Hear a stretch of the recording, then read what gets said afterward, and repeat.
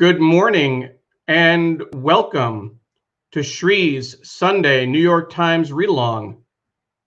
My name is Neil Parekh, executive producer and occasional guest host of Shree's Sunday New York Times Read-Along. We have a great guest for you today, John Byrne, founder and editor-in-chief of poetsandquants.com. He's also the former top editor at Businessweek and Fast Company. Of course, Sree Sreenivasan is our host. He is the Marshall Loeb Professor at Stony Brook School of Journalism and the co-founder of Digimentors, a digital and virtual events consultancy. We're live on Facebook, Twitter, LinkedIn, and YouTube. Please like, please share, retweet, comment, let us know where you're watching from, and also let your friends know about the show. We're going to start off with a view of New York City, Shree's Upper West Side cam. So without further ado, here is our host, Sree Sreenivasan. Sree, what are we looking at on the Upper West Side?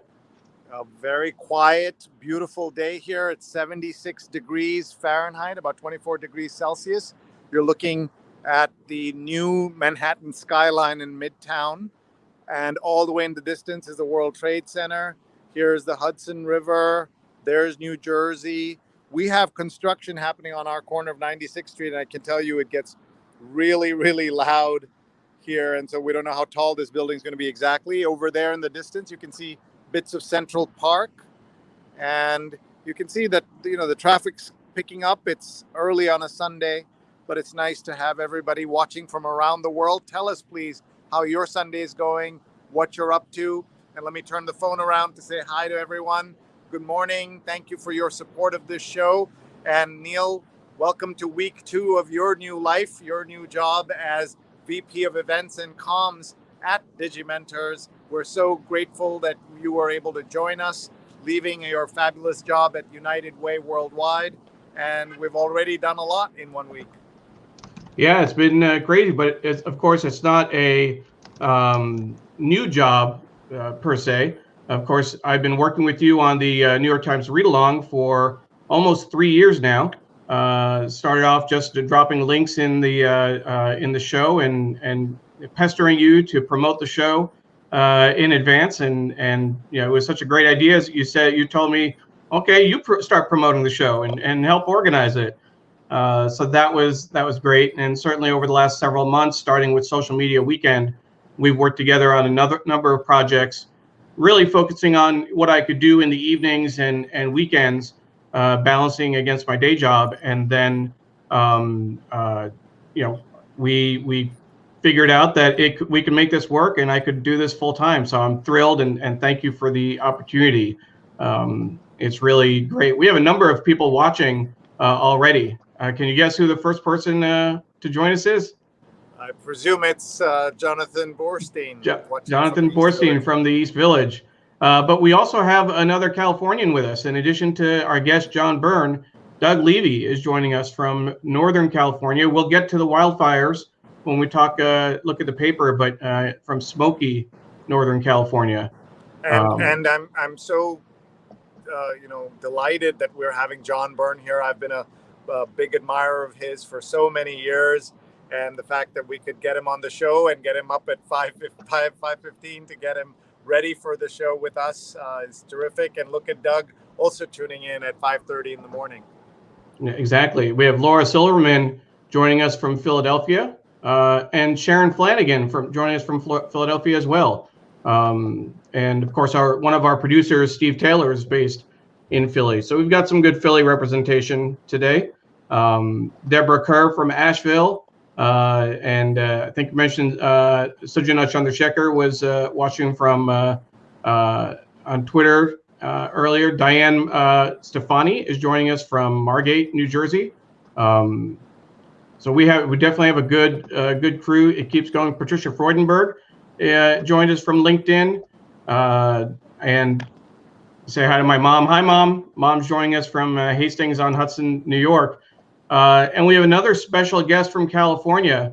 We have Kate Byrne, joining us from the room next door to our guest, John Byrne.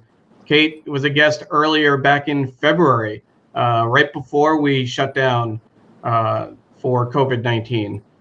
So we have a number of people. One of the things that we want to point out today, we are live on Sree's advanced social media group.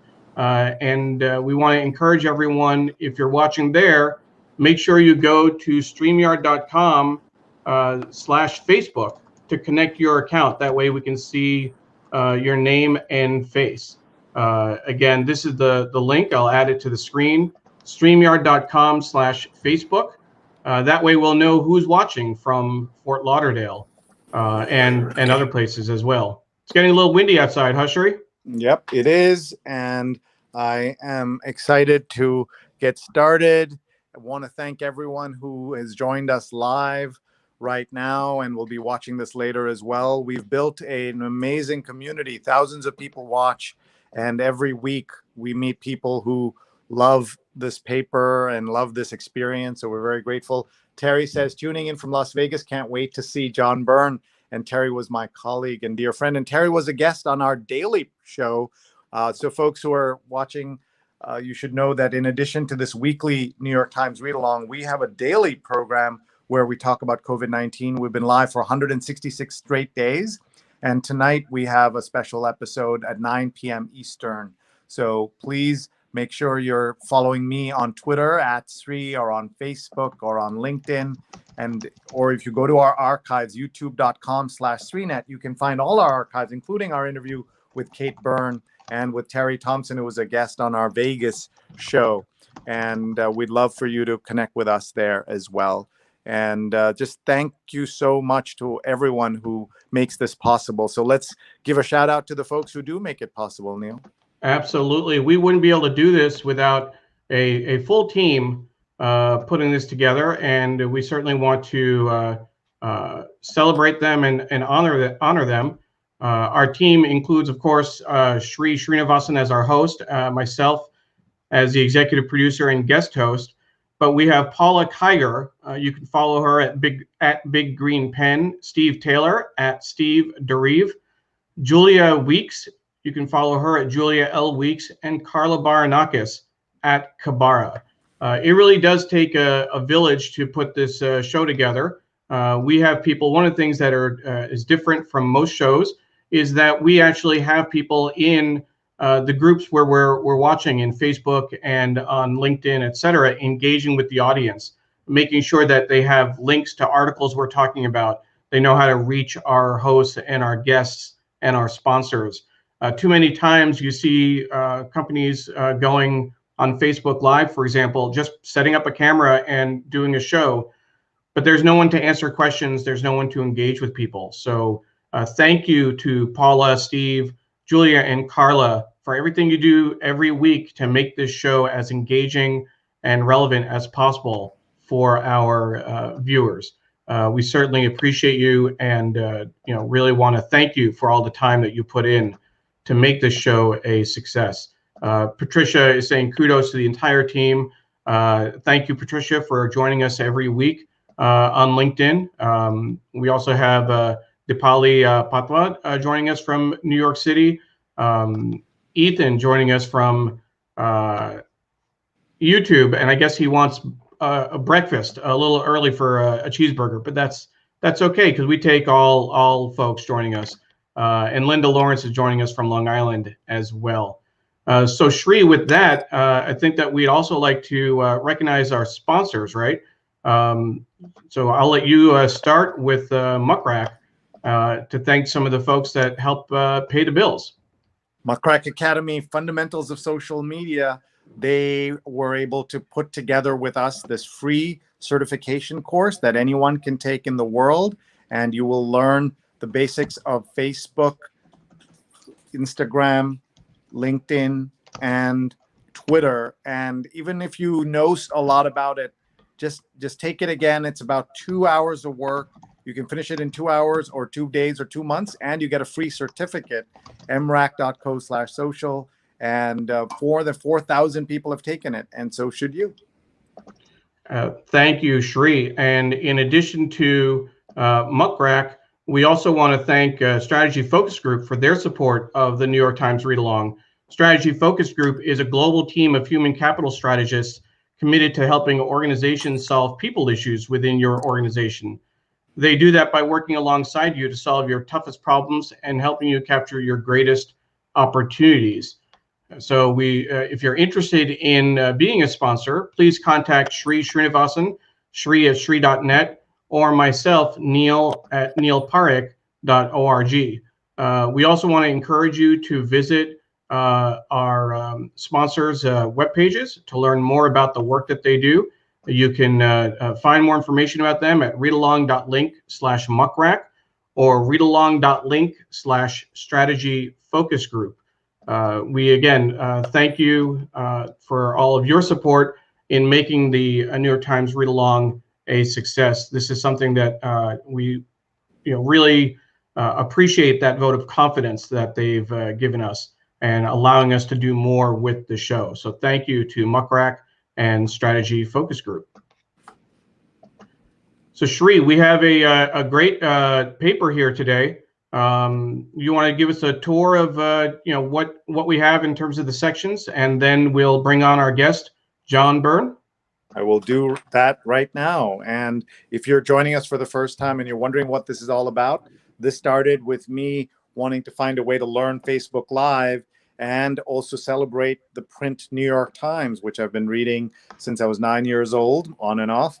And so we decided to do this, and it's been so much fun to learn and to build this community with people around the world. So we do this every Sunday, 8:30 a.m. Eastern time. Let's just take a look at what the leads, the front sections are of each of the front covers of each section. Sunday Styles is out of office. What will place workplaces emptied by a pandemic and their former inhabitants as the pressure to transform old routines mount? What will become of these workplaces? So that's an interesting story. We have the perfect person to talk to about all of that because John's such an expert on business. The Sunday Review, the coronavirus generation. The virus may not sicken kids as much as adults, but it can still destroy their futures. The book review cover article is a review of Kurt Anderson's book, reviewed by Anand Girdharadas, whose book called Winners Take All was such a sensation last year. And the at-home section cover is We're Savoring the Pleasures of Each Day. And some people may disagree how many pleasures there are, but there must be some. I hope for everybody in the middle of this pandemic. Arts and Leisure, there are more than 1,000 feature titles in the Criterion collection. Just 6 were made by African Americans. A cinematic canon with gaping holes. Real estate cover is, let's see, Stay Where Stars Slept. Former homes of some celebrities are available as short-term rentals. Frank Sinatra's, for example. The Metropolitan cover is Summer's Hot Commodity Fresh Air. Skyscrapers are empty, but the streets and parks are full as New York reinvents itself. And I know John wants to talk about this section. It is called the New York City of Our Imagination. And it's special photographs and an essay by Dan Barry, and online, an extra feature, Great Sounds of New York. And here you go with the Sunday Business cover is They're Making the Rent. Is it costing their future? Federal aid and eviction bans have kept many tenants in their homes, but new rescue measures are needed. Interesting about this is that I now see the word future on the cover on 2 section fronts, worried about the future.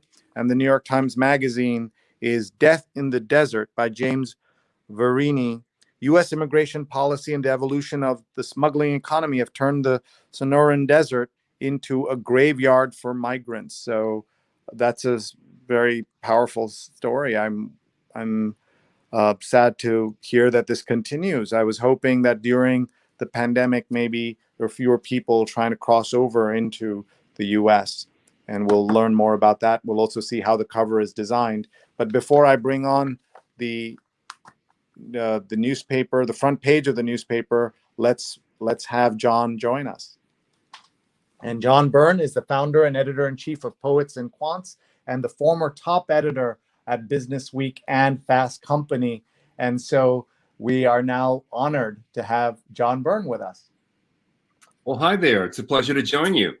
Hi, John. Great to see you, and thank you for being here. so early on a Sunday. How are you doing? How's the family? We saw Kate for a second earlier. We're all well, if in lockdown like everybody else. And here it's a little more bit of a tricky kind of thing because of the wildfires. We took our usual long walk yesterday. We literally had to look at a map and decide where it was healthy to walk. We ended up driving into the city and walking along Crissy Field on the bay because that's where the cleanest air was. Strange times. There are indeed. I love your collection of books behind you, all these great business books. I see some last names that I recognize, last names or first names. I saw a Branson book, an Andy Grove book, a Jack Welch book, and a John Scully book. And just great to see all of them. So we're going to talk about the paper. We're going to talk about your career and talk about your work. Tell us about Poets and Quants, which is your people who know you from the old magazine world and then the digital space saw you then as you evolved and built up a niche publication, a topic, and flooded the zone, as they say, and you've done a fabulous job with that. Well, thank you. We are celebrating our 10th anniversary. So when Bloomberg acquired Business Week 10 and a half years ago, I was executive editor and editor-in-chief of our online operation. And I decided to leave, and I figured if I ever had an opportunity to start my own company, this was it. So I moved out to California and started Poets and Quants, the first of 5 websites that we own under the rubric Sea Change Media. Sea Change is C for content, curation, and community. Poets and Quants was a natural place for me to start because I had created the first MBA ranking at Business Week back in 1988. Mm-hmm. And that still is a very viable product for the magazine and the brand. And I knew this area very well as a result of starting the ranking, even though I hadn't done a lot of coverage of business and management education for some time. But it was something I always loved. I always loved, being around incredibly smart people, curious people. And the faculty and the never-ending group of 20-something students are just great people to be around. They challenge you, and they're really thoughtful about the world. They're incredibly curious about how things work. And, you may or may not know, I'm a first-generation college student. College transformed my life. I'm a huge advocate for higher education. I believe it's really the only way for people to gain social mobility in society. And when I actually applied to college, I had no idea that there was a hierarchy of colleges. I applied to one place, a state college in New Jersey, and went, and it literally changed every aspect of my life. And really what Poets and Quants is about is giving information to people to allow them to make more informed decisions. I really do believe in business education. I think it's a no-brainer. The ROI on it is very strong, and the people it attracts are really people you want to have around your dinner table. So Poets and Quants is born. Now, why Poets and Quants? That people ask me all the time. Well, because a great business school attracts poets, liberal arts grads like me, who majored in political science and English, and quants, who major in engineering and science and math, and then brings the two together and builds on their strengths and minimizes their weaknesses. I mean, a stereotypical weakness of an engineer is a lack of communication skills. A stereotypical weakness of a poet is the lack of ability to do quant work and crunch numbers. So it's a common phrase inside the business school world that there are poets and quants. And I wanted a name that only insiders would immediately identify with. So that's why it became Poets and Quants. And that's because your publication was going to be aimed at insiders or people who want to be insiders. And that was part of the naming, I'm sure. I loved the name, by the way. I loved it the first time I heard it 10 years ago. We wondered what the great John Byrne would be doing next. And this was, as you said, a natural place for you to go if you were going to flood the zone on something. This was a great topic. And obviously, you've done really well. If we can step back for a second, what is the MBA market looking like this year? How many of the schools are in person versus not? I spoke to someone who is going to an MBA program and felt that one of the things you get, or maybe the most important thing you get in a business school, is the networking and the connections with your fellow classmates, the professors, and felt the remote learning didn't match up because the B school world, according to her, is less about learning specific things the way you would when you're trying to learn physics or chemistry or something, and more atmospherics and connections and relationships. There's a lot of truth to that, and not only that, but the dirty little secret of every higher education endeavor is that you learn more from your classmates than you actually learn from professors. And that's especially true in an MBA environment where people are bringing, in general, 5 years of work experience with them. So most schools tried to go hybrid. Little by little, they're going fully remote as the coronavirus has continued to spread. Stanford on Monday is going to announce whether or not they will go fully online. And even those that are hybrid, when you hear the word hybrid, you might think 50-50. No. At most, even a hybrid program will only be like 25% in person, more likely to be like 15% in person. So by going fully online, it's not like you're losing a whole lot from a hybrid format. So there's a lot of discontent, a lot of anger, a lot of frustration because most of these students obviously did not apply to nor sign up for a school at like a Harvard or a Stanford or a Wharton where there would be remote instruction. But that's the reality. And I think, look, MBAs at schools like that are a privileged bunch. And while they are losing a lot in that social interaction, hopefully it's only for, a semester or two. We'll see. In the Times today, there's a story about how China is going back to normal. Actually, it's a very hopeful story. I hope, it reflects the reality of China because maybe we'll get to the point where somehow, some way, things will get more back to normal here. But people are very frustrated, very unhappy about the change. Wharton was among the first schools to go to say, we can't go hybrid, we're going fully online. And the students are signing petitions, asking for discounts in tuition. So there's that part of the MBA market. Now, there's the other part of the MBA market, where traditionally in application flow, during a recession, applications soar. And that's because people get unemployed. They think then if you're 20-something, it's a good time to go back and get a credential like an MBA and get the schooling. There's also people who now look ahead and they see that their opportunities to advance have greatly diminished. So they're looking at graduate school. And there's a feeling that in this next application cycle, which begins in a couple of weeks, applications will hit record levels at many schools and will recover at schools that have had some trouble attracting full-time MBA students more recently.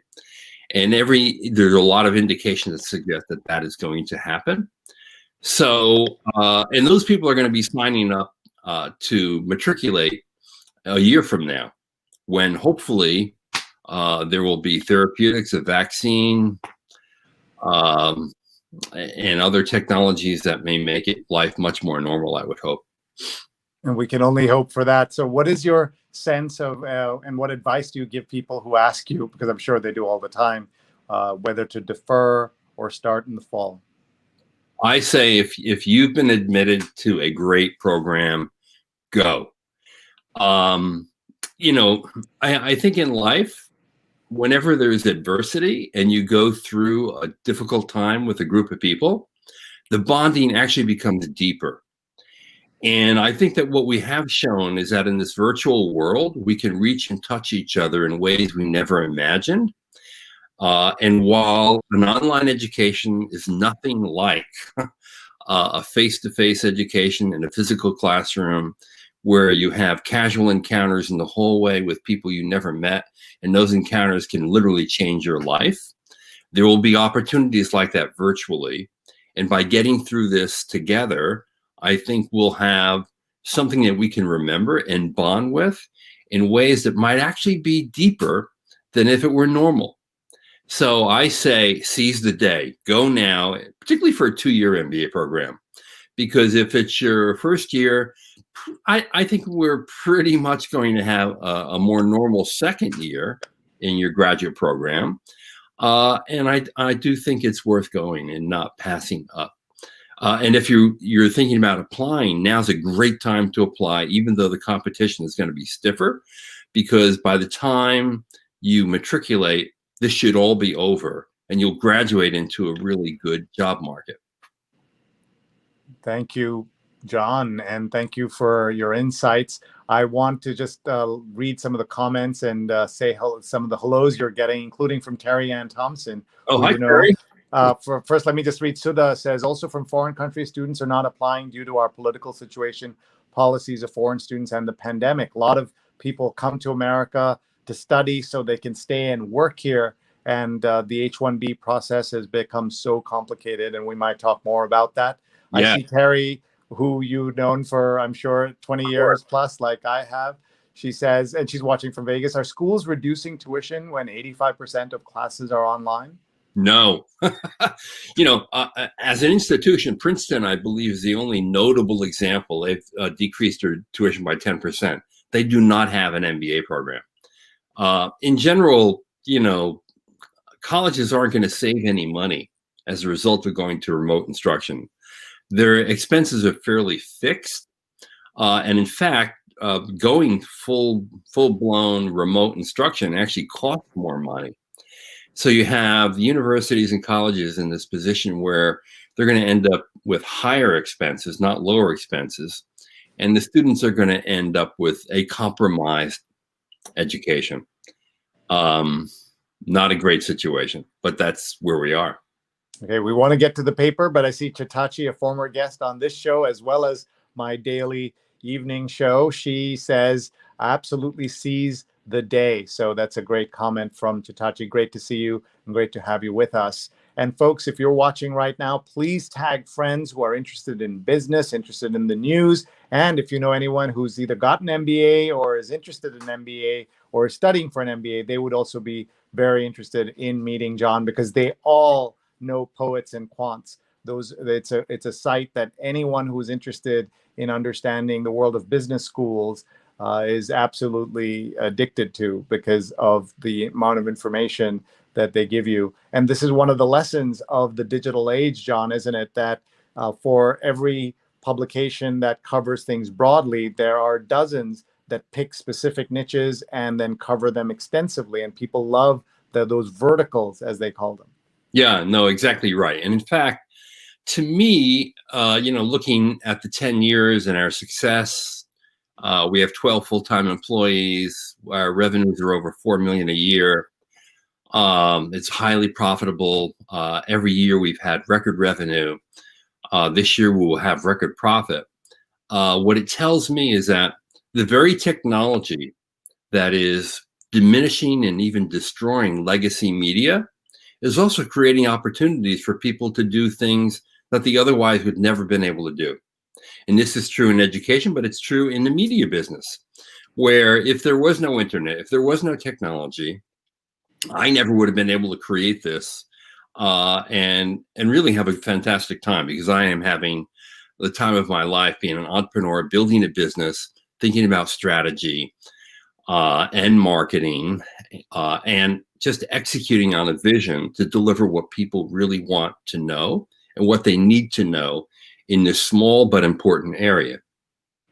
And one of the things that I learned going from being the chief digital officer of the Metropolitan Museum and the chief digital officer of New York City to running a very small company in Digimentors is that you have a sense of freedom, but a sense of opportunity, because you control your destiny in a way that it's very hard to do at a big organization. I was also the chief digital officer of Columbia. So those are huge institutions where you can do very meaningful work. But no matter what your title, even if you're the CEO, you answer to a lot of people.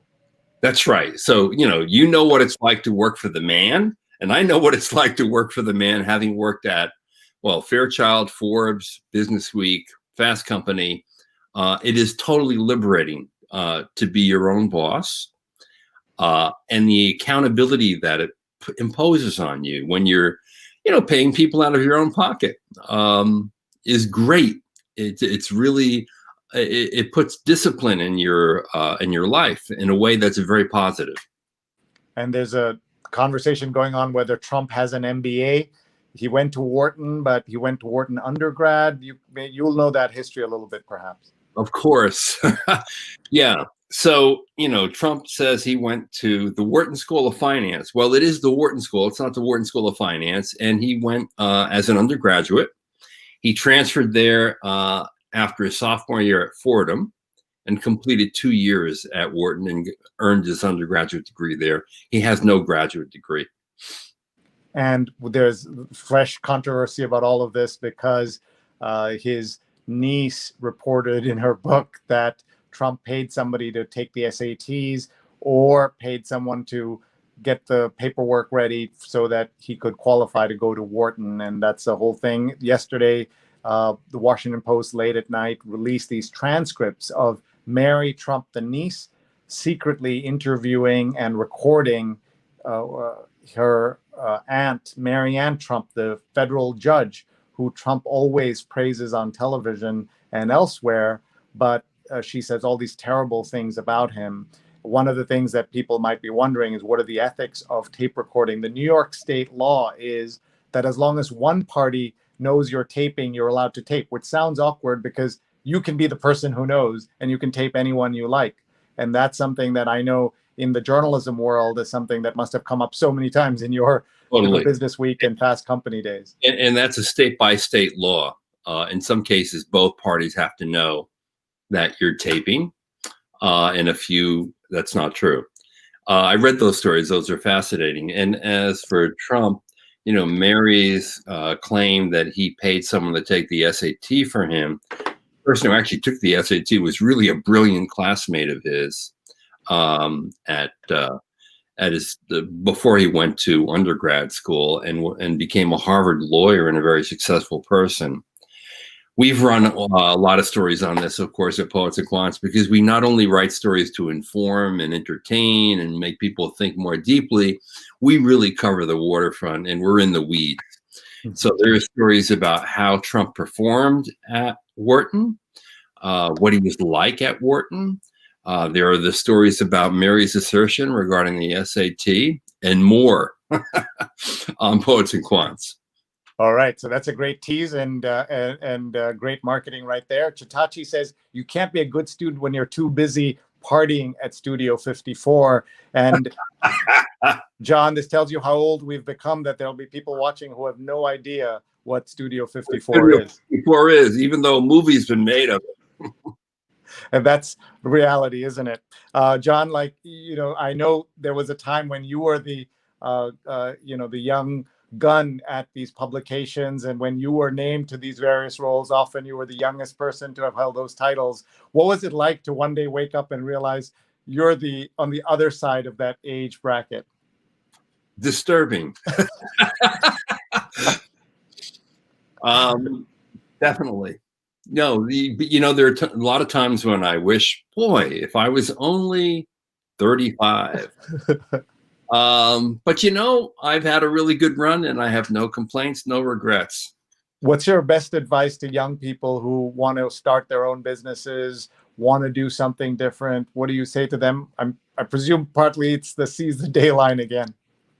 Well, it's that, but it's, you don't give up. If you really believe in something, and you get enough advice from others who make sure that what you believe in is viable, you just got to stay with it, and you got to throw all of yourself into it.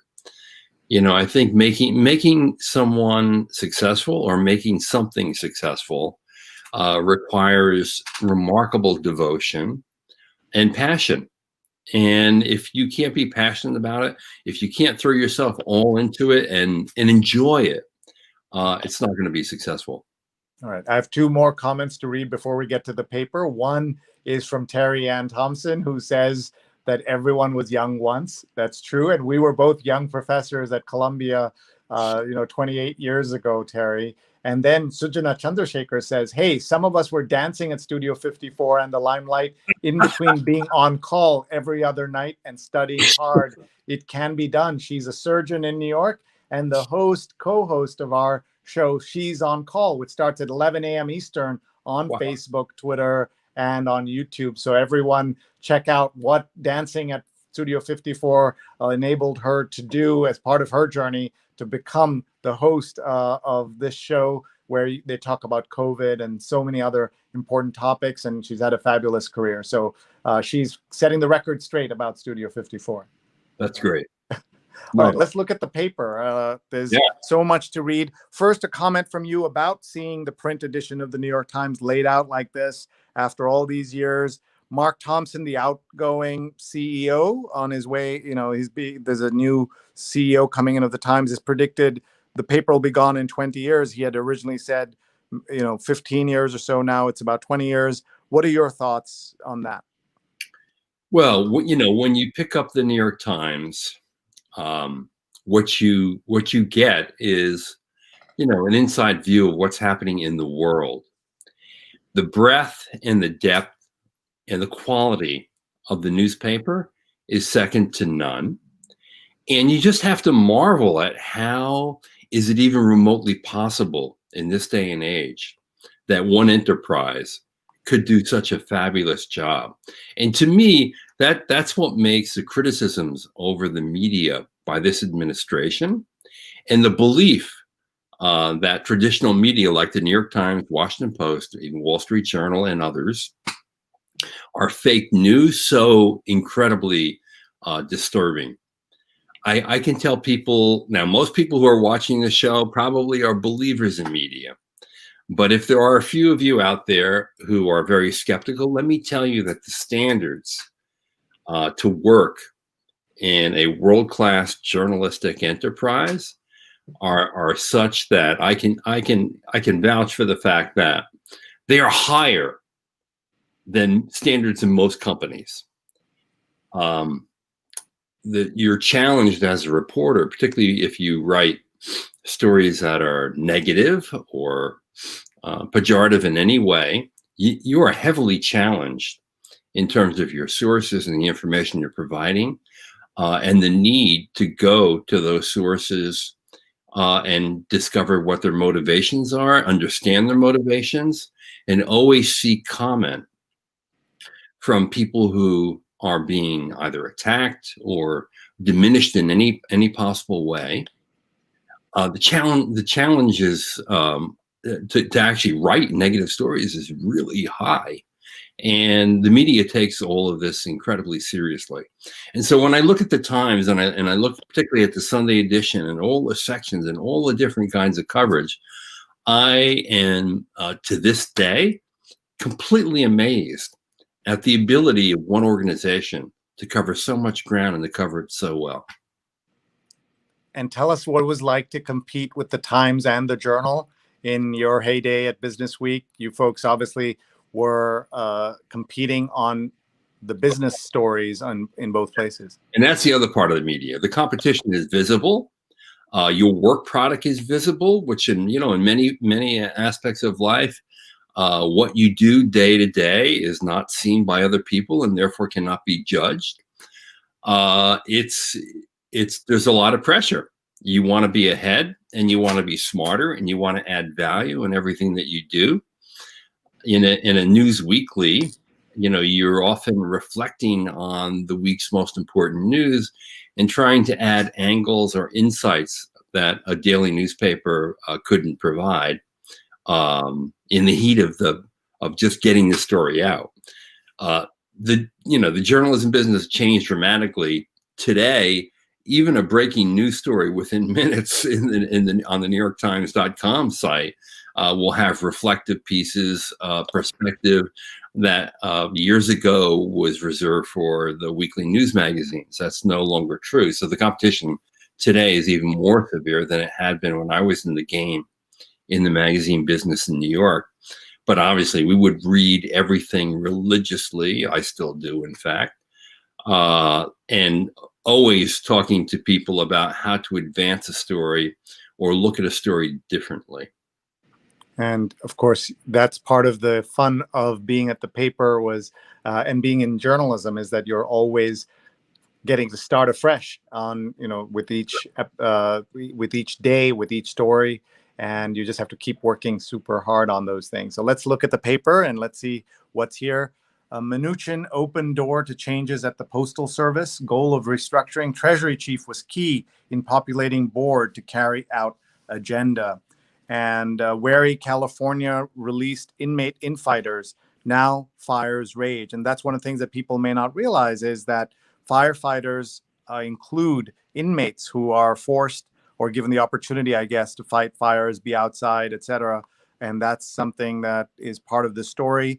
You are in California at 6:10 in the morning, and you're not too far from these. You can see the air polluted, and the havoc that the air is having because of the fires. Please talk about this, and why does this happen every single year like this? Well, I think climate change has had a big thing to do with it. In the 10 years that I've lived in California, the first 5 really didn't have many wildfires. In the South, yes, not in Northern California. In the last 5 years, this has become more of a regular occurrence. It's drier. The climate in California, which is also part of the allure of the state, we can go for 6 months and there's not a drop of rain. Obviously, that results in incredibly dry conditions, which are ripe for wildfires. Also, there's a lot of land and development close to land that's been undeveloped. So you have large cities, towns, villages that are right up against major forests. And actually, there's a term I had never heard when I lived in New York that's now become a very popular term in California related to these current wildfires, and it's the dry thunderstorm. Who ever heard of dry lightning and dry thunder? Oh my God. But it happened, which really is what ignited many of these fires in California last week. The result of which we're living with now, where you walk outside and there's ash on your car, ash on your deck. The air is worse than anything I've experienced in Beijing. Like I said, we drove 20 minutes into the city to find a small spot on the beach where the air was healthy enough so we could take an aggressive walk yesterday. It's pretty bad. It hurts your eyes. You want to go out with a mask. I have a weathered N95 mask that I wear. It's not very pleasant, let me just tell you. I think it is making California less livable.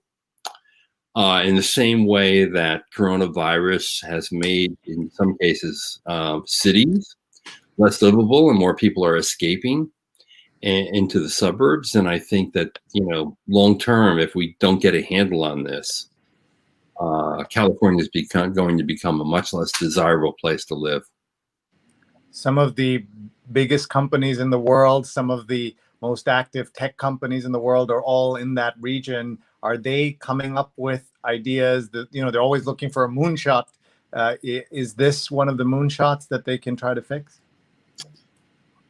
Google, of course, and Apple and Amazon, they try to do everything today, including moonshots. So I would think that there are teams of people at these companies that are looking at this issue, because you're right. Given the technical know-how and the ecosystem here, there's definitely opportunity to rethink this. A lot of the land that's burning is federal land. I think it's like 57% of the open spaces are owned by the federal government. And a lot of this will have to do with, destroying some property and creating fire lines and things like that. Clearly, the losses in money and people and property are such that those investments to create rings around massive areas that can burn are now serviceable, meaning you can afford to make those investments given the investment or the losses incurred through these fires. It's really scary. I mean, my wife and I, yesterday we're talking with our neighbors, okay, what's our evacuation plan in the event that the fire spread and they come close to us? And we're literally looking at our different pieces of property and how to get off it in different directions. I can tell you that our home insurance 2 years ago was canceled because the insurer didn't want to insure homes, even in Marin County, which is really pretty safe. So it's become a major factor in the way people live in California. Wait, you don't have, so they can cancel your fire insurance? That is hard to understand. How is that possible? We had to find another insurer to replace the one that decided they weren't going to insure homes in California anymore. My goodness, that's really scary. Yeah. Yeah. I see at 9:15, Paula, who's watching at 6:15 in Las Vegas, says, yes, there are many inmates putting out fires and doing other labor that I don't believe gets counted in the GDP.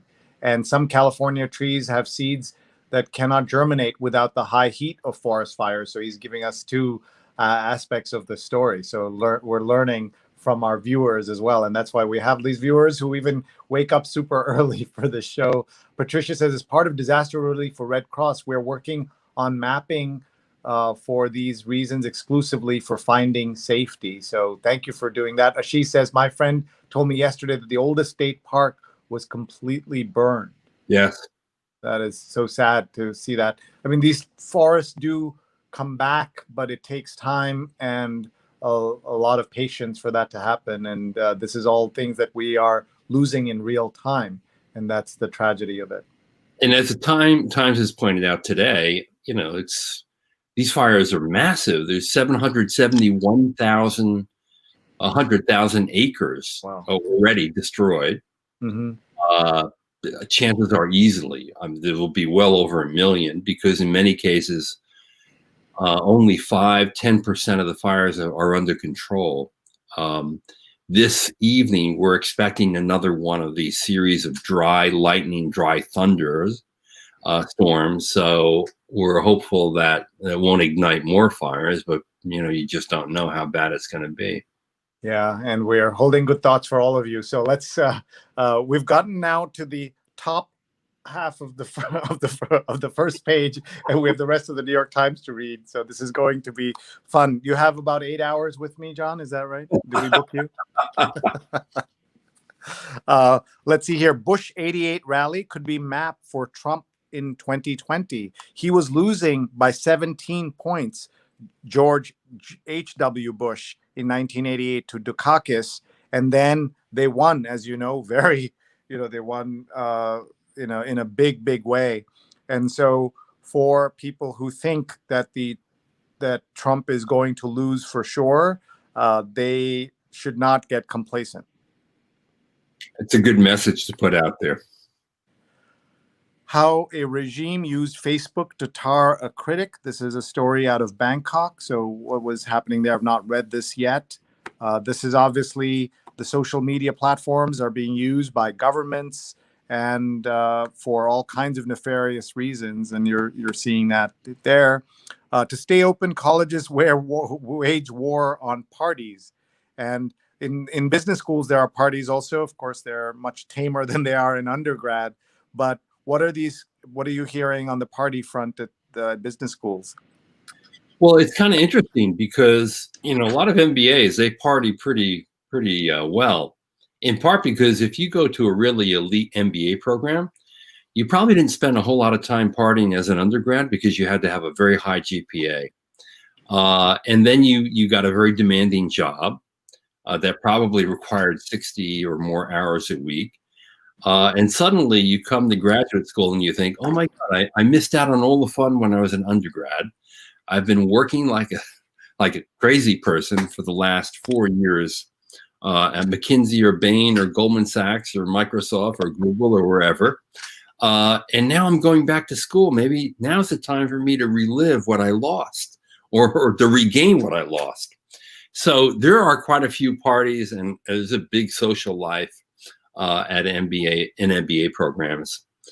Harvard Business School, which is attempting to come back in a hybrid, has told its students, even apologizing, hey, we may sound like your parent, but this is a partnership and we have to trust each other and you have to follow the rules or we just can't open. So the schools are trying to create this atmosphere, particularly at a graduate level, where you have to take tremendous responsibility. There can be no social gatherings without social distancing, without masks, without people being tested on a regular basis. And they're hopeful that they'll be able to open. But as we saw this past week at UNC at Chapel Hill and both at Notre Dame, where hundreds of students returning to school already have confirmed cases of coronavirus, even though that's the undergraduate level, it's just hard to control what people will do on a Thursday, a Friday, a Saturday night.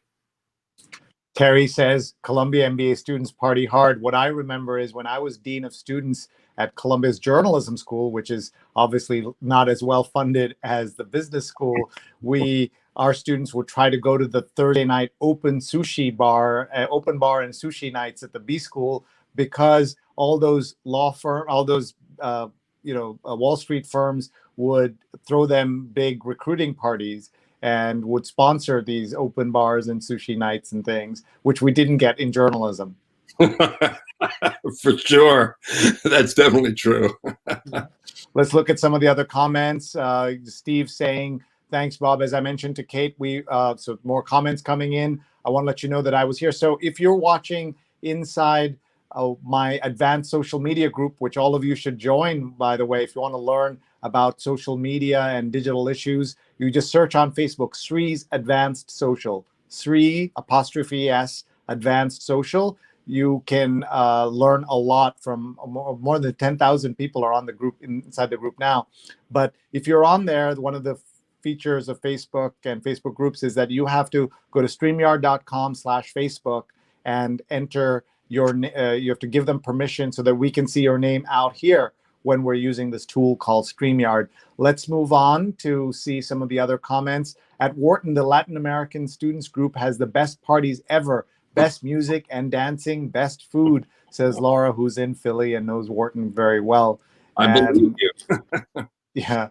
Janine says, we went to the business school happy hours. And so she's talking about crashing the parties there, or being invited. That's okay too. And thank you all for watching. We're right now speaking to John A. Byrne, the former top editor at Business Week, Fast Company, and now the person who is celebrating 10 years of his own business, poetsandquants.com, the leading news and information and entertainment site dealing with the world of MBAs and business schools in general. They also do undergraduate coverage of business schools. And it's the 10th anniversary. Please follow him on Twitter. Please connect with him. And please check out Poets and Quants. And whether you're watching live or the recording, share this with your friends and family. We do this every Sunday morning, 8:30 to 10:15 a.m. And we have a wonderful time and a community of thousands of people who watch us every single Sunday. Our 5th anniversary is coming up this fall of the New York Times Read Along, and we're looking for ideas on how we can make it truly epic. We're going to have a series of terrific guests, but we're always looking for ideas, collaborators, and sponsors. I know John knows something about that and the importance of getting sponsors to support quality content on the internet. So if you know anyone who'd like to be a sponsor, we have very reasonable rates, and we help you connect with people all over the world, people who care about facts, care about the news. And you've seen that it takes a village to produce a high quality show like this. We're very proud of the way we produce this show. So please get in touch. And there is information on how you can find us. You can write to me or to Neil, our executive producer, so that we can talk to you and help you get your message out. And again, this is not another Zoom call. This is a real show that we put together. But let's keep talking about the show, because we're still stuck on the front page here, John, and it's almost 9:30. We have you only for another 45 minutes. In a restaurant city, an alfresco bid to survive.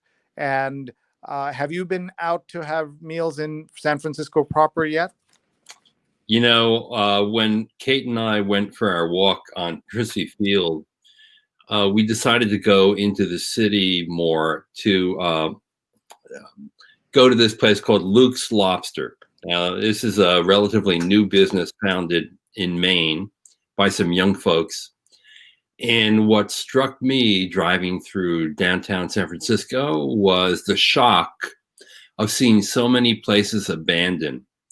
Plywood placed over their windows, many places out of business. The destruction that's occurred through this recession and pandemic is literally stunning, far beyond anything that occurred in the Great Recession, when I remember very vividly being at Business Week and people very worried about, you know, the future of our country and the future of the world.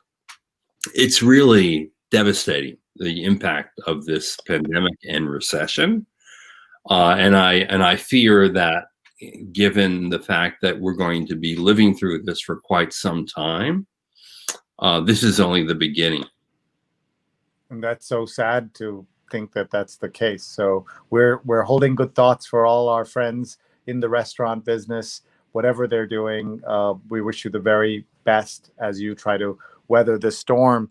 One of the things that John has seen at, you know, he, as we talked about, built his own business and took a niche and now owns it. We're also seeing the way the industry has changed. It wasn't true 10 years ago, but we're now seeing that people within publications like the Wall Street Journal and the New York Times are able to own a niche, and in a kind, sometimes with a business connection and sometimes without. Here we're seeing two of those examples: Nicole Hannah-Jones, who made the 1619 Project, and Andrew Ross Sorkin, who you know, is the deal book guy at the New York Times, who I know you know very well. This is a different way. He was one of my interns at Business Week. Awesome.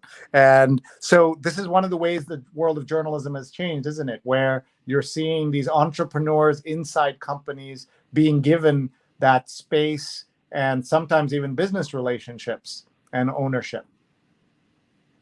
Yeah, I will say Andrew has made the best of it. He's leveraged that also into you know, a CNBC gig, and he is a producer of you know, a very, very entertaining cable show, Billions.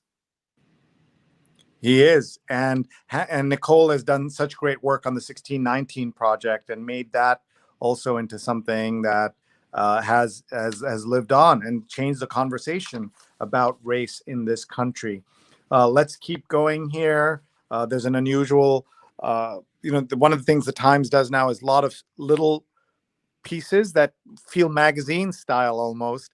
And one of them here is a Here to Help column. Someone wrote in saying she got cancer and her mother blamed her vegetarian diet for her getting cancer. And so she wrote into the New York Times, and the headline is, "Your vegetarian diet did not cause cancer." One of the people that we interviewed on this show a couple of years ago, John, was Stuart Elliott, the legendary columnist, advertising columnist of the New York Times. And he told us that Tiffany has had this page 3 slot in the New York Times since 1917. And that ad has always been there on Sundays, I guess. I'm only one human for parents, a fraught school year. You must know so many people going through this at various stages of their lives, and then of course your own coverage is all about this. And here's 2 full pages basically about schools. And let's see, crummy college food during quarantine goes viral. Free smelly bagel, anyone? And this is about China. Artist shines a light on what Wuhan went through, a rare glimpse inside the machinery of the Communist Party. I know you covered the rise of China in Business Week in a very strong way. Totally. International Australia Dispatch, pandemic accelerates reckoning for gateway to the Great Barrier Reef. Have you been to Australia and the Great Barrier Reef? You know, that's one country I have never visited.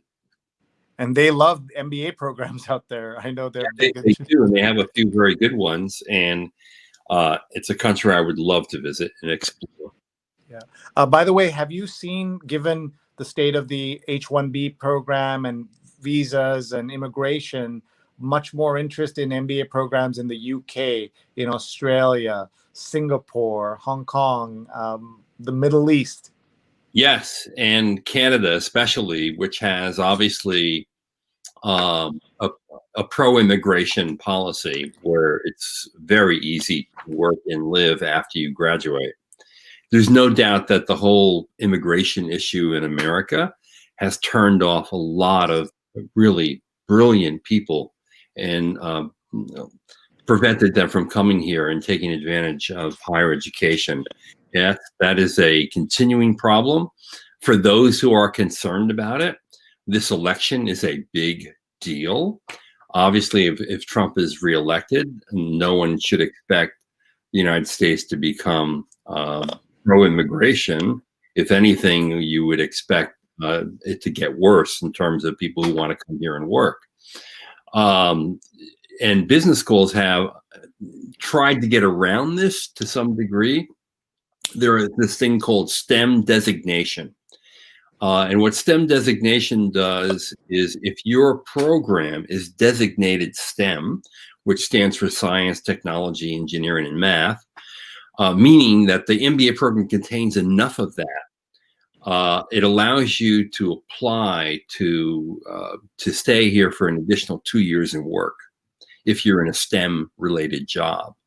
So there are many MBA programs today that are completely STEM designated, and there are many other programs that have STEM tracks for international students who come here and want to live and work for a number of years. The idea of STEM is you get 2 years of what's called optional practical training in addition to the 1 year you would normally get. So you get to stay here and work for 3 years. Meantime, that also allows you to apply to the H-1B lottery 3 different times, gives you several shots at it. So that's one way business schools have tried to cope with it. But, you know, the overwhelming feeling outside the United States is that we do not like immigrants, that immigrants are not welcome here, and that the administration is doing everything it can to discourage people from coming and living here. And as you know, Sree, and any educated person knows, the secret of our success in the world is totally based on immigration. For decade upon decade upon decade, we have provided an environment where people can thrive and succeed and reinvent their lives and reimagine who they are and what their families can do. And the only secret sauce of America's success is that we've been able to attract the best and brightest all over the world, like a magnet, like no other country in the world has been able to do. That's the only secret of America's success.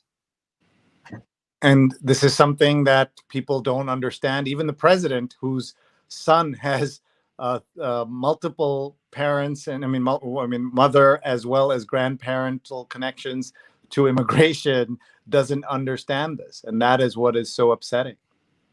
It's really true.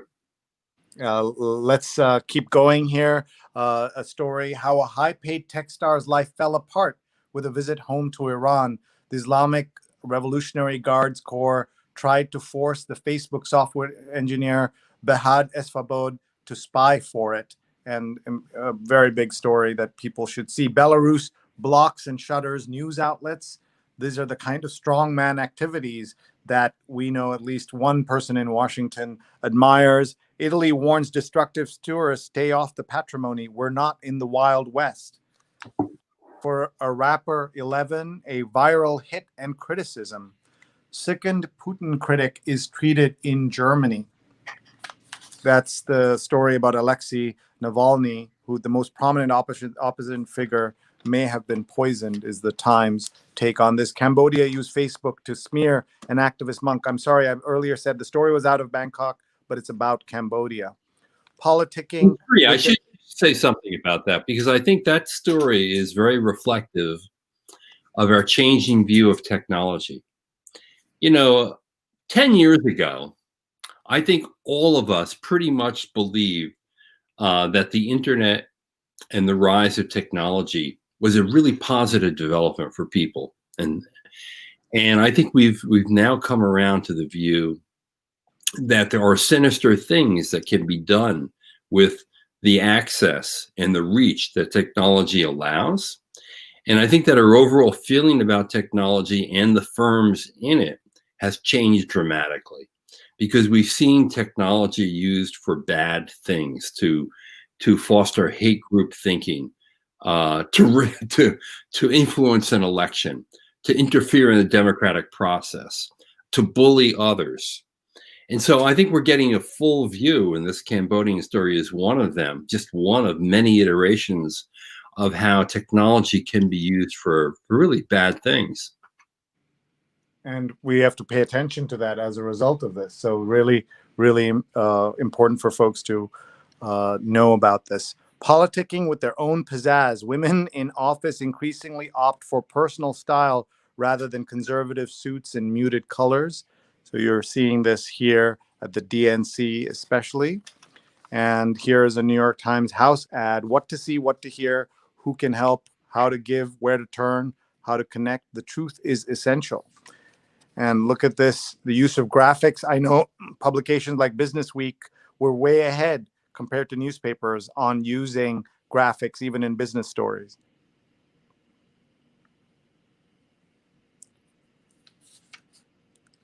Did you catch much of the DNC?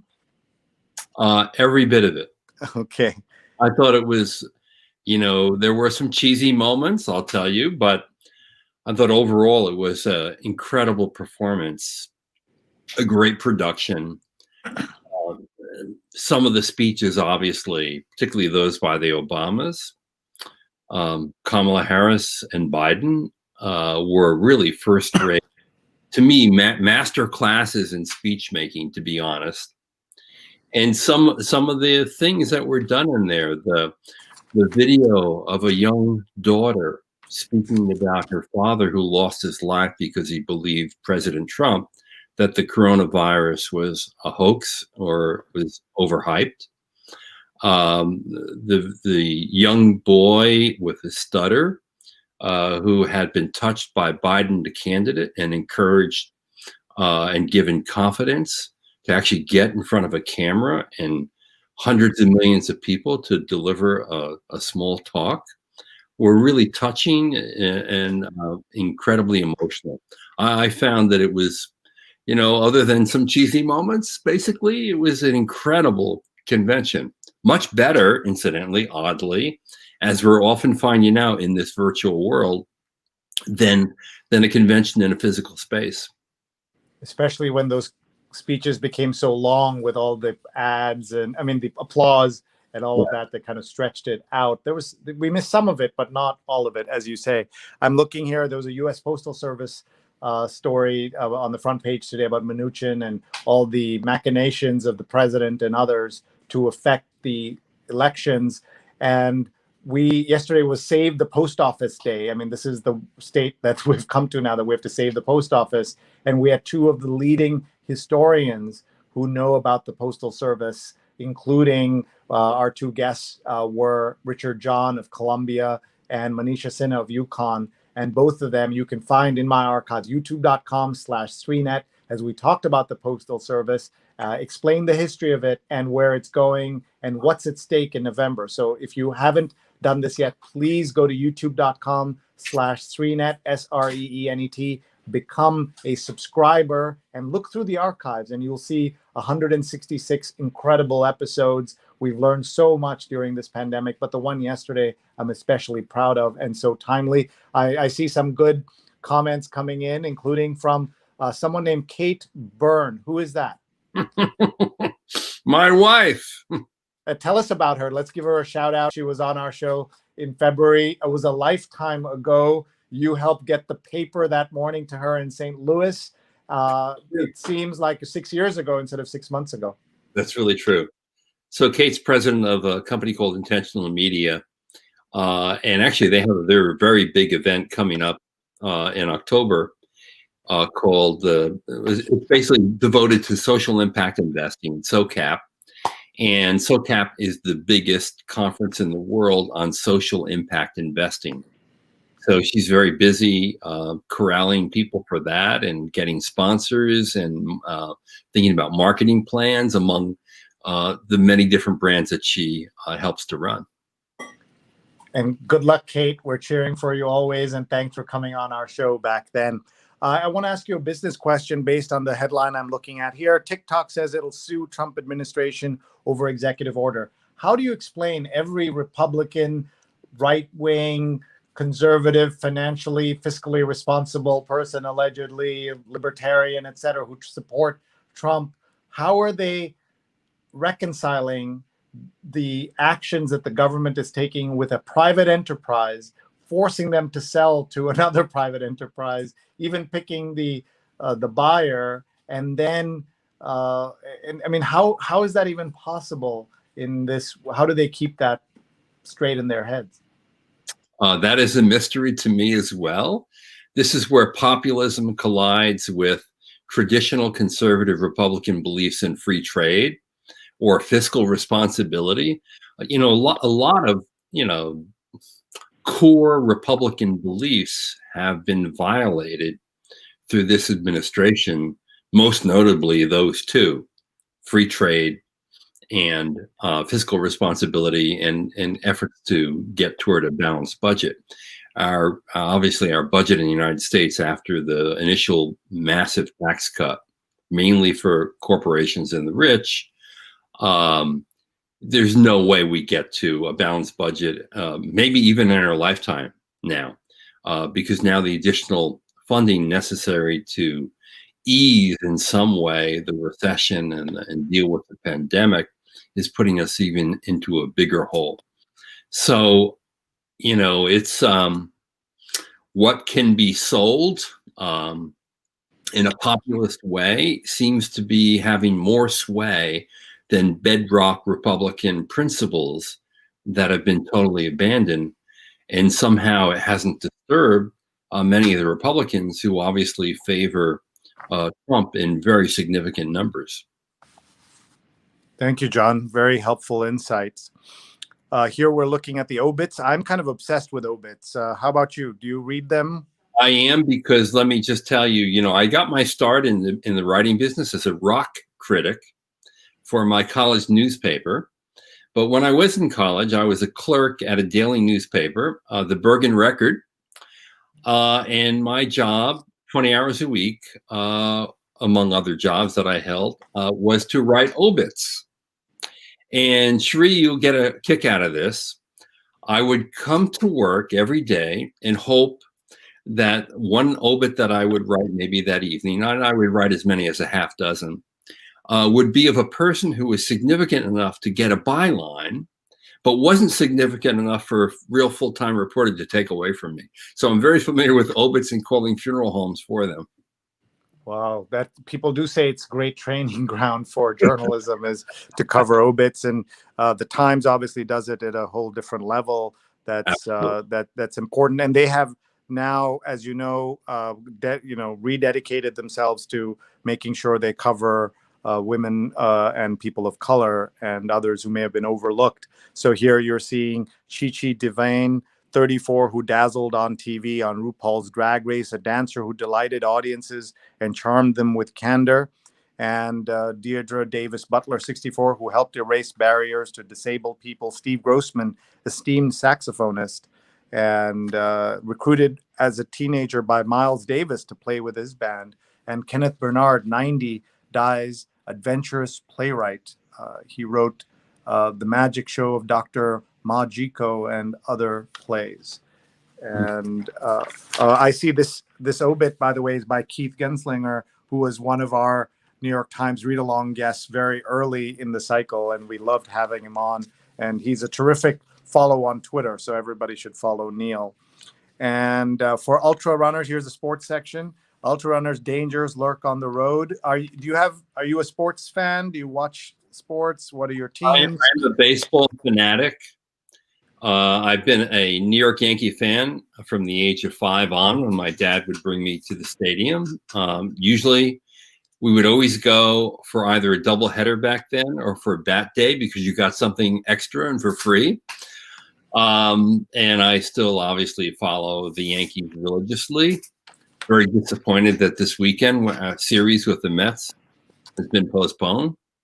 But and incidentally, I go to spring training and have gone to spring training with my best friend, his sons, and my son. Until this year, 14 years in a row. Wow, that is impressive. That is real and really cool. Pradnya says, hope they've made an equal commitment to cover women and people of color while they're still alive. Pradnya is talking about the obit, so that's a good point, and I think that they have. You'll see on the covers of these stories, lot of stories about women and people of color. Here's a business cover. They're making the rent. Is it costing their future? Federal aid and evictions bans have kept many tenants in their homes, but new rescue measures are needed. And now Goldman Sachs has a typeface of its own. The bank wanted a corporate font with personality, but one still neutral enough to use in paperwork in an IPO. So I have to turn the page to find that. Have you seen this story yet? No, that's fascinating though. Wow. Yeah. So here is an example of what Pradnya was asking about. I think the Times, especially in the business section, has expanded the kinds of things it covers, the people it puts on its stories, in part because of the awareness that people have now raised about, of racial equality and things like that. They are making an effort. I want to tell them that. I don't actually see the typeface here. I hope it isn't this. The Goldman Sachs typeface does not wear a tie. I wish they had shown the actual typeface, though. Yeah, I would agree. And here's the story about the rent. Yeah.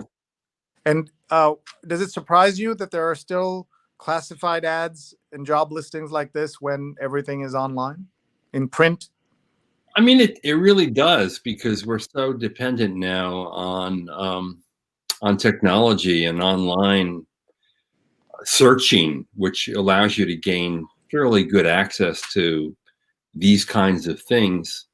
But, that's a testament to the strength of the brand in the marketplace that the New York Times serves, that the paper can actually publish and make money from those kinds of ads even today.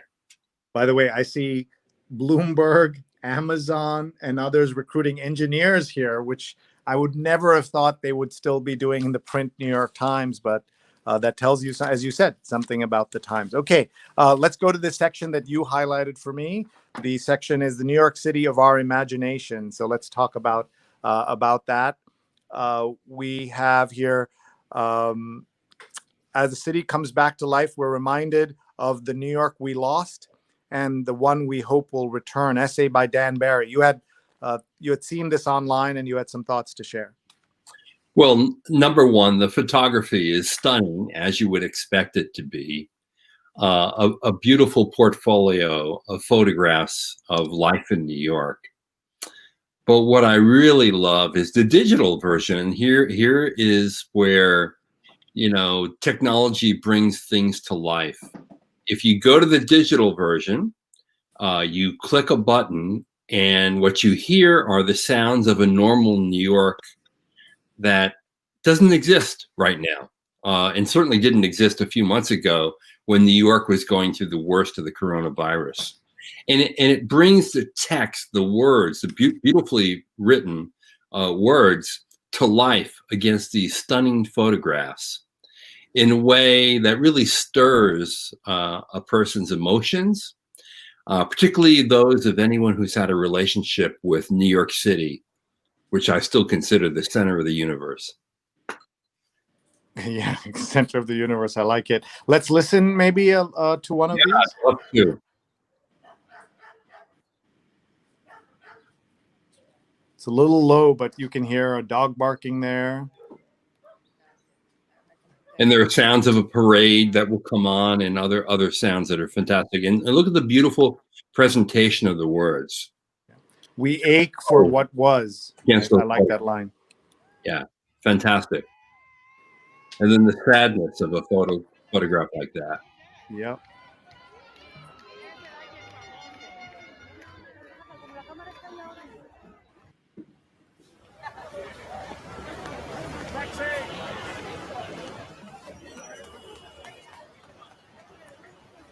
Have we ever considered the subtle reassurance of a full-throated New York rush hour?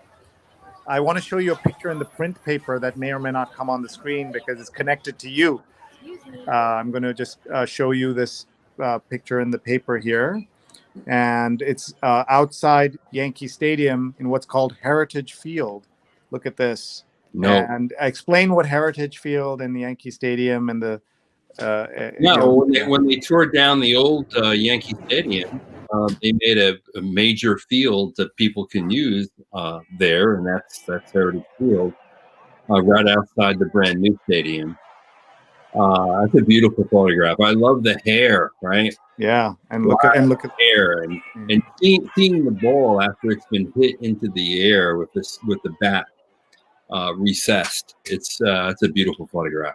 And here's a picture from Citi Field where the Mets play. It's empty, but they've gotten audio to show you what it would have been like And here's another Yankee connection, the Yankee Stadium in the Bronx. Even when empty and silent, whether because of the off-season or a pandemic, the park seemed to retain the ruckus of thousands surrendering to a simple game's pleasures. Beautiful. And I want to show also, and there that is, bat meets ball, the somber analysis, the tears of children, the roaring release uncorked when bat meets ball. Beautiful, beautiful. Mm.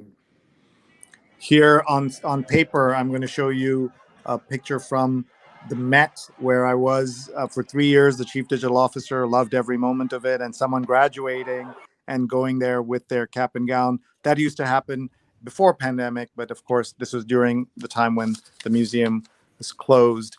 And maybe its new beat is finally one that we can all dance to. And there's a dance party with people's masks on. So this is Dan Barry, the wonderful writer, and talking about that we are reminded of the New York City we lost and the one we hope will return. Okay, we have about 15 minutes with you or so. We're going to look at the Times Magazine. Did you know that there's still the people dying and as they're coming over? I thought that had been stopped somewhat because of the pandemic. Yeah, I know that story is a real eye opener and a somewhat of a surprise, frankly. And so we'll take a look at it. The magazine. So tell us about you're an expert on magazines. What do you make of the New York Times Magazine? I mean, it's one of a kind. It's brilliant. There is no other newspaper in the world that produces the kind of quality, the kind of diversity that you see in the New York Times Sunday Magazine week in, week out. And, great magazine to me is like a great meal. There are appetizers, smaller items that invite you into the magazine if you don't have enough time.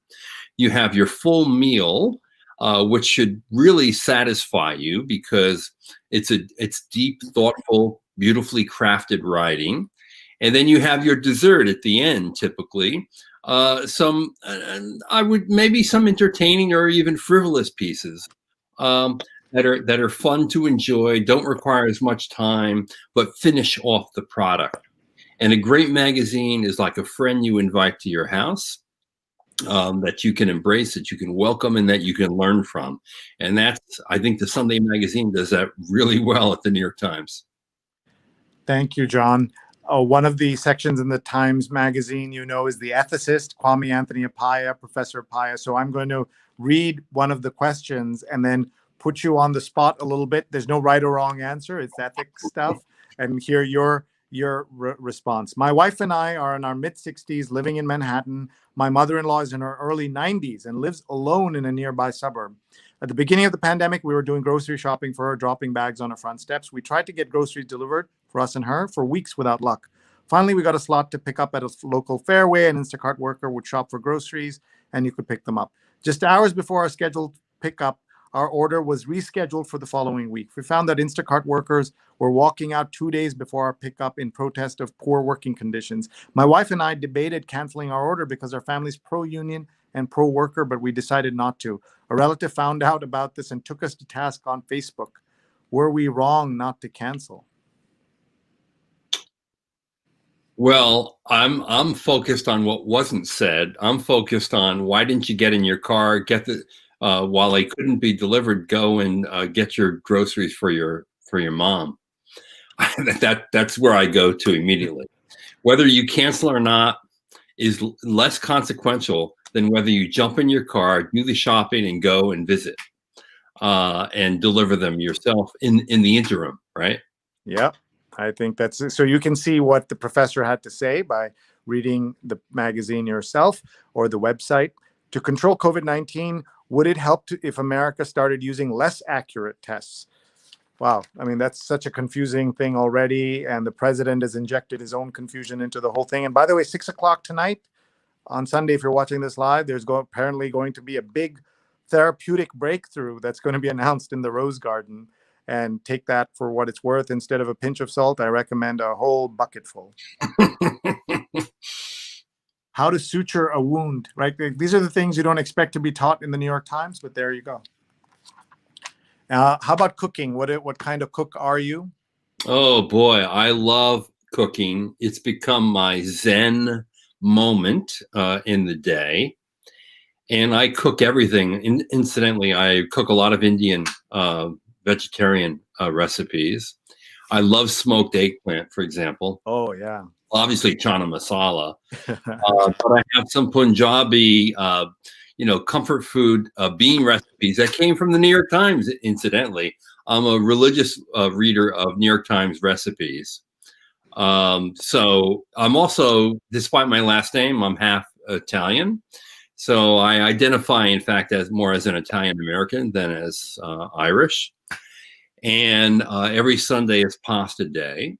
And I found a new recipe that I'm trying out with a boneless pork shoulder, put in the oven for 3 hours, shredded, and then combined with a tomato sauce for a great pappardelle. That's my thing today. Incidentally, every Friday night I make homemade pizza as well. I like that. Friday night pizza, Sunday pasta. Yeah, I have certain food rituals, absolutely. And then on Mondays, we have a terrific Puerto Rican restaurant in our town, San Rafael. And I grew up in a Puerto Rican neighborhood in New Jersey. And one of my favorite Puerto Rican dishes is something that's only served on Monday. It's called picadillo. It's seasoned ground beef with rice. And on Mondays, Soul Food, which is our restaurant here, makes it, and it's spectacular. That's a ritual as well. Kate is attesting to your cooking skills. He's an amazing cook, she says, from right next door. And look at this. Speaking of South Asian food, Indian food, your next top 5 comfort food. I had never heard of Sabudana Khichdi, a savory tapioca pilav, but it's all I want to eat right now. Sabudana is basically tapioca pearls. And this is the recipe, Maharashtra. It's from Maharashtra. That's the town, that's the state where Mumbai is based. And it's a Sabudana Khichdi, Maharashtrian tapioca pilav. So this is Samin Nasrat, the amazing cook and writer who has gotten so much attention. So you can check that out. Bite Club, a father-son dental practice, has found a rabid following online, especially among incels, by claiming that the orthodontic establishment is lying about basically everything. Oh boy, this is crazy. So this is a British orthodontic conspiracy. I wonder what it is. I've not read the story yet, so I'm not sure. And Sree, look at the variation in the layout of that article and how different it is. Yeah. To keep your, to keep you engaged in the magazine. The U.S. immigration policy and evolution of the struggling economy have turned the Sonoran Desert into a graveyard for migrants and death in the desert. I just realized I've never said the word Sonoran Desert out loud. I hope it's the right pronunciation.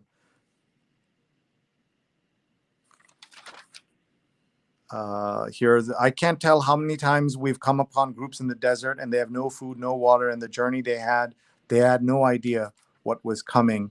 Empty water jugs left behind by migrants in the desert in Arizona. The chaos agents. It started as an internet meme. Then waves of political unrest gave adherents of the Boogaloo a chance to test their theories about the collapse of American society with violent results. Here's something else to worry about. The QAnon is something that people have barely understood, and now here comes the Boogaloo theory. And it's incredible how quickly all of this is spreading and the pain it's causing all over the world. And this is why no one knows what's going to happen with the election. Are you a crossworder? I'm not. But Kate loves crossword puzzles, and so do her daughters. And here are multiple. That is the ultimate crossword puzzle, incidentally, the New York Times puzzle. By the way, I can't talk to a chef and a cook in California, especially Northern California, without asking you if you are baking a lot of sourdough. I don't. I'm not a baker. I wish I were, but that's just not my thing. Okay, let's look at the book review, and then we'll have to call it a day. Here is Anand Giridharadas' book. What did you make of his book, Winners Take All, about the problems of capitalism and philanthropy and the tech economy? That phrase has become part of our language now because it's so prevalent and it's so right on point with income inequality and economic inequality today and our debate over this. So it's had a very big impact. And this is Anand reviewing Kurt Andersen's book. And, things get into the mainstream from just fun things that people do sometimes. Kurt Andersen is the one who called Trump 30 years ago a small-fingered something or the other. And that's how the idea that Trump has small hands, made it all the way into a presidential debate or a Republican Party debate, if you remember that moment. I remember it very well. I have to. A small-fingered vulgarian was his term in Spy magazine. Right. Let's just look at. Tell us if you've read any of these books. These are the top-selling books in America right now. Where the Crawdads Sing by Delia Owens, 100 Weeks on the list. The Vanishing Half by Britt Bennett, Sucker Punch by Laurel Hamilton, The Silent Wife by Karen Slaughter, and The Guest List by Lucy Foley. Number one in nonfiction, To Live Free or Die by Sean Hannity, Cast by Isabel Wilkerson, Too Much and Never Enough, the Mary Trump book, White Fragility by Robin DiAngelo, and How to Be Anti-Racist, Ibrahim X. Kendi. I believe that Brian Stelter's new book, which is in part about Sean Hannity, and the excerpts are amazing to read, is already number one on Amazon. Whether it's up here and dethrones Hannity, we'll wait and see in the next few weeks. Well, and Michael Cohen's book, and I can't wait to get it. Do you think that all of these books are able to penetrate and make a difference? All these anti-Trump books? I don't know if they're able to make a difference because we're in such a divisive period in our history. And politics and society are so polarized. I think people have their positions and they read things that will either confirm and they'll believe it more and reinforce their belief. And when they read things that don't conform to what they believe, they ignore them and pretend they're fake. So we're just in a really bad place right now. Yeah, and that's tough. Okay, before we start winding up here, I want to make sure we ask you about your record collection. Well, as I mentioned earlier, I started in journalism as a rock critic for my college newspaper. So that naturally led to a very big vinyl collection. I have over 5,000 vinyl albums.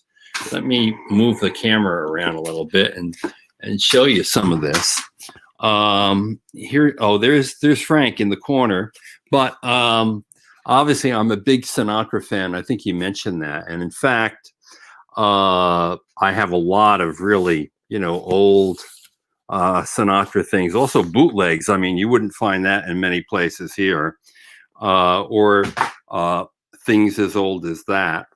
I grew up as a Beatles fan, of course, as so many in my generation did. There's the first U.S. release, Meet the Beatles, although there was one actually before this by VJ that I also have. VJ is a label. Again, as a Sinatra fan, everything in this room is Sinatra based. There's Frank in the studio in the 1950s. Of course, I am a big Yankee fan, so there's my little reminder of all the World Series that we won, among other things. I play the drums, so I have a little electronic drum kit in the corner of the room. And you were mentioning, and this is in the Times today, that the lead section is one lead section is about staying in homes that were owned by famous people. And of course, I stayed in Sinatra's first home in Palm Springs. I rented it for 3 days. I had my friends and family over for a birthday celebration. And a good friend of mine here in California actually did a book based on it. There is Twin Palms. Sinatra's first home in Palm Springs is built for him. And it's really a terrific, amazing place. Here are two of my daughters in what was Nancy Sinatra's bedroom back then. And here is Sinatra's bedroom. Everyone wanted to have a picture on the bed. There's me and Kate. There's my friend Tony and his wife Shauna, and others. Anyway, it was a fabulous little staycation in a way. Jonathan says Sinatra had a lot with lots of great hats.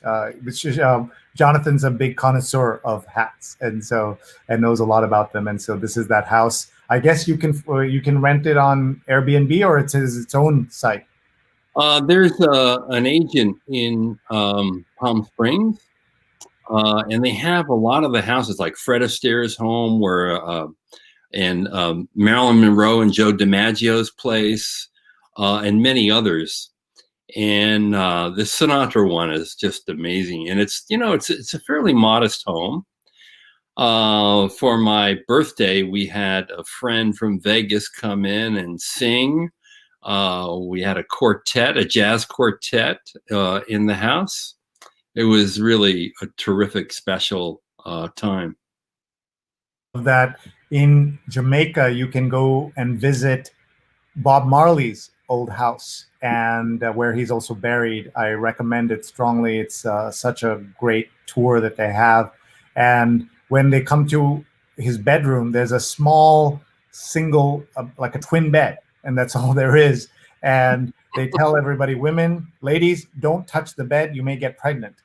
And he, that's when you know the lines from his song where it says, we can be on a single bed, like that's the bed that he's talking about. It could be the bed he's talking about. And so there's something special about music legends and their homes. And so I'm so glad to hear you got to do that, and that other people could potentially aspire to do that as well.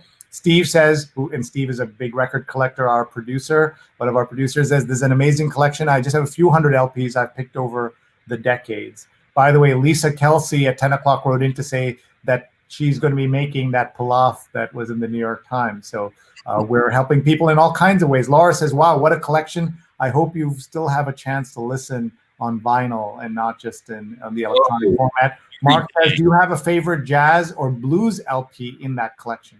I have an extensive jazz collection as well, and some really, really cool things. How is this?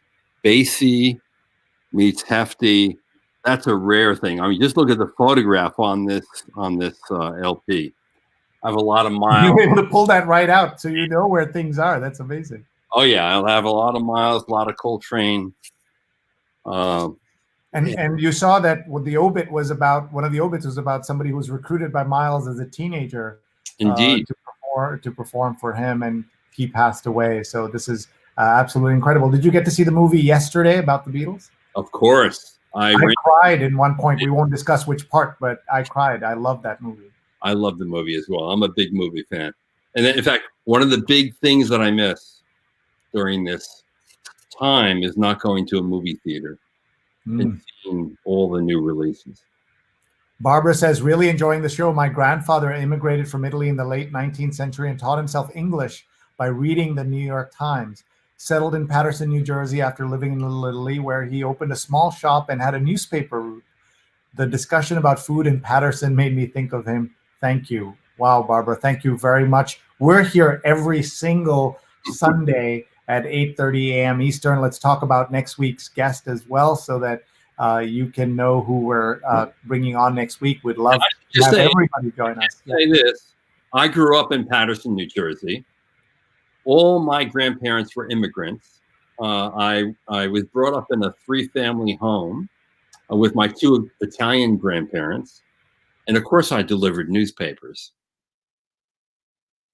What a great connection to our viewers today. So let's tell you about next week's guest. Liza Donnelly is returning to our show. Liza is the New Yorker cartoonist and CBS cartoonist as well. She's a visual journalist, a writer, and an amazing friend and supporter of this show.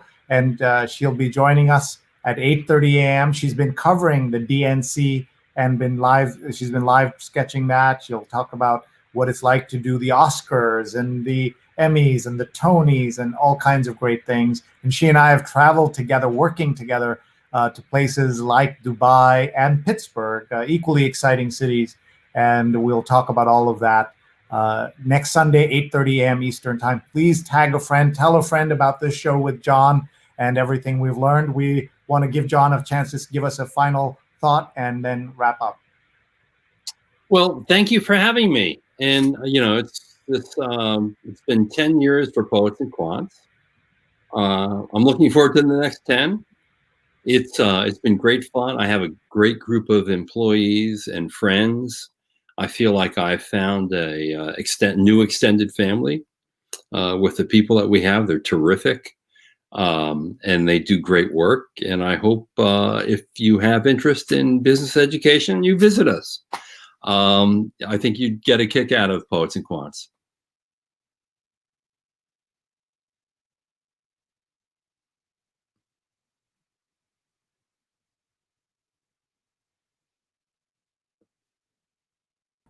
We're going to have to, Sree, I'm sorry, I have to jump in. You got to unmute your mic, please.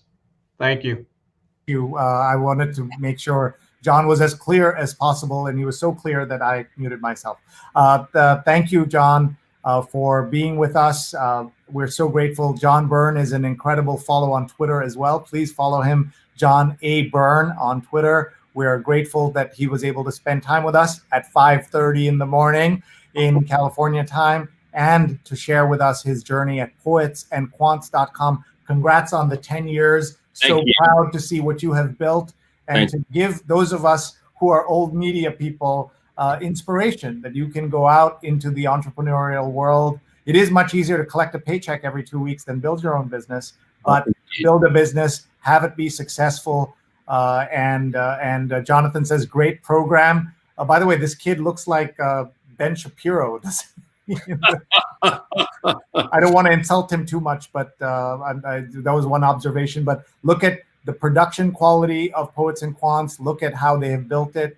And with 12 people, he told us, I was hoping to build up to asking you how the business is doing. And right off the bat, you told us how much money it makes, $4 million, that it's profitable. We're so glad to hear all of that. Everyone, check out Poets and Quants. Even if you're not going to become an MBA, there's so much you can learn here, and you might be able to guide your friends who are interested in business education. And you can see all the advertising he gets. He really owns this space of understanding business education in a way. That's a journey he started in 1988 with the very first Business Week B School rankings, which are, of course, their franchise as well. So thank you, John, and we're very grateful. I'm going to have Neil come back and say goodbye. We'll have the two Yankee fans on screen together for a moment. Absolutely, more than happy to do that. And hopefully people saw that while John was talking, put in a few Go Yankees and spreading the news. In case people don't know, they play Sinatra's New York, New York at the end of each ball game, which is just incredible. But John, the comments we got about your record collection were just incredible. Just great photographs and great art. How many albums again? Over 5,000 vinyl. I have a whole CD collection too. Of course, I didn't show you, and other things. But hey, so I'll ask one question before we let you go. Going from vinyl to CD, what were your thoughts on that? I remember when CDs first came out, there was an old album, I can't remember which one, where there was an odd sound that people were catching. And they thought there was something wrong with the recording. And it actually, the quality was so good, they were catching the tapping of the guitar on the person side of the person when they were playing. So higher quality or old school? What's your call? Both are old school because now you stream. Now it's old school, exactly. And if you want to stream, HD, Ultra HD, Amazon, unbelievable sound. Wow. Now, I'm a real believer in vinyl, and you can get 180-gram vinyl and get classic albums that way. And the warmth of the sound from vinyl cannot be beat with a good turntable and system. But live streaming is so convenient. And you can just sit there with your iPad, play anything in the world. And in Ultra HD, the sound is phenomenal. I'm just going to read a couple of the quick comments coming here. Barbara says, do visit Poets and Quants. It's awesome. And great program, says Jonathan. And Apollo says, great show. Ron Thomas, one of our sponsors and former guests from Dubai, says, always. Thank you, Jonathan. Thank you, Ron. Let's see. Patricia says, congrats, John. And a Facebook user says, this is one of the great episodes. That's saying something since we've been on the air for 5 years. And Ellen says, definitely going to look at Poets and Quants. Thank you. Yankees suck. Guest is awesome. By the way, I'm from Boston. Go Red Sox. Of course. But you know what? We're doing so well this year. I think that person intentionally, go back to that comment, because that person intentionally did not connect their account to StreamYard. They're afraid to show their name and face. If we're willing to do that, I'd be more than happy to take them outside if we needed to have a conversation. Incidentally, I love Fenway Park. Oddly, for a Yankee fan, one of the best seasons I remember is when Carl Yastrzemski and Jim Lundberg were playing for the Sox, and they had a fantastic team. Sure. Here is Paula, our producer, saying, nothing like closing out the read along with some smack talk. Mark says, amazing show, go Brewers. Yeah, whatever. And Sudha, Neil's mom, says, John, thank you for the nice presentation. My son, Neil, he's also a great fan of the Yankees. He's crazy about the Yankees since childhood. And so many other.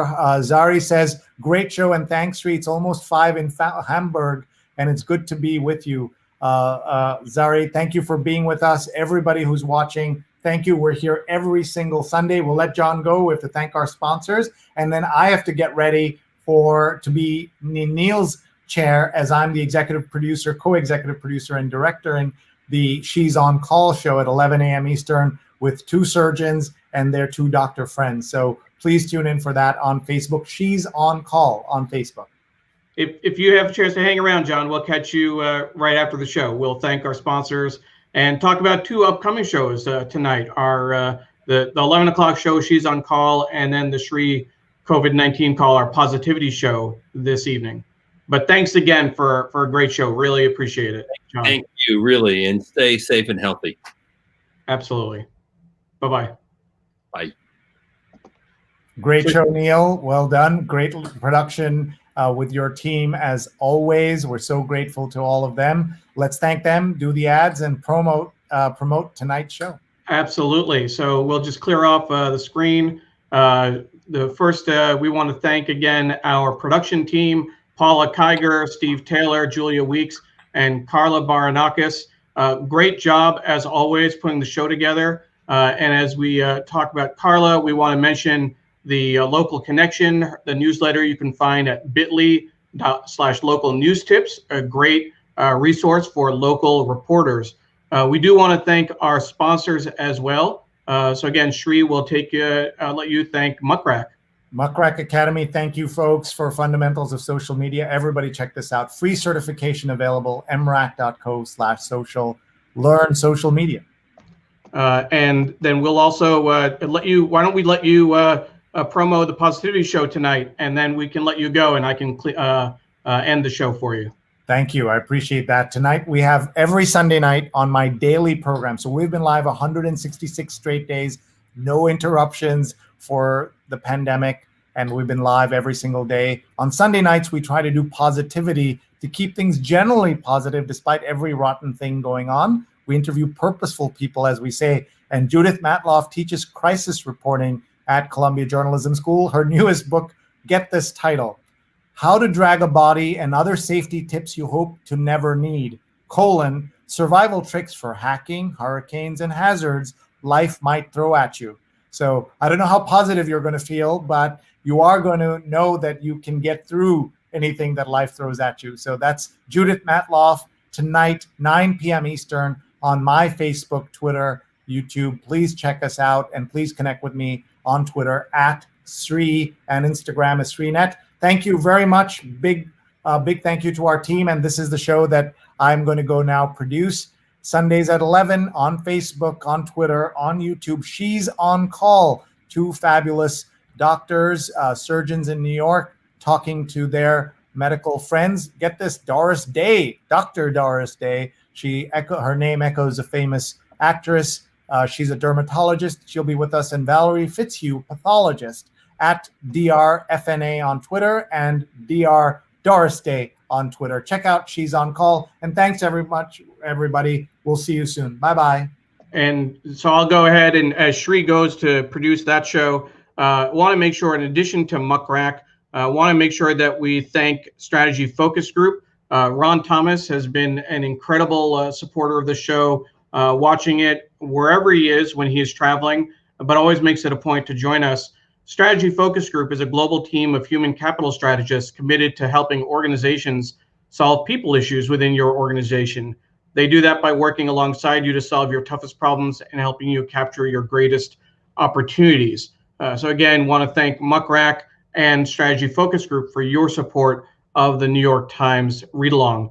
I want to take a moment before we end this week's show to acknowledge the comments that came in over the last few minutes while we were doing that. So let's see who else was able to comment. Laura Silverman said that she loved the show and to have a great Sunday.